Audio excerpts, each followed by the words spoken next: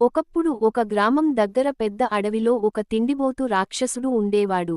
అతనికి ఎప్పుడూ ఆకలి. ఎంత తిన్నా తృప్తి ఉండేది కాదు. ప్రతిరోజు గ్రామానికి వచ్చి ప్రజల ఆహారం అంతా తినేసేవాడు. గ్రామస్థులు భయంతో వణికిపోయేవారు. ఎవరూ అతనికి ఎదురు చెప్పలేకపోయారు. ఒక రోజు గ్రామానికి ఒక తెలివైన బాలుడు వచ్చాడు. అతని పేరు కృష్ణ. అతను గ్రామస్థుల బాధ చూసి ఒక ఉపాయం ఆలోచించాడు. అతను రాక్షసుడికి చెప్పాడు, నేను నీకు ప్రపంచంలోనే అతి రుచికరమైన భోజనం ఇస్తాను. కాని నువ్వు ఒక షరతు పాటించాలి. రాక్షసుడు ఆసక్తిగా అడిగాడు. ఏమిటది? కృష్ణ చెప్పాడు, ఈ పెద్ద పాత్రలో ఉన్న అన్నం మొత్తం తినాలి. కాని తినేటప్పుడు నీ చేతులను కట్టుకుని తినాలి.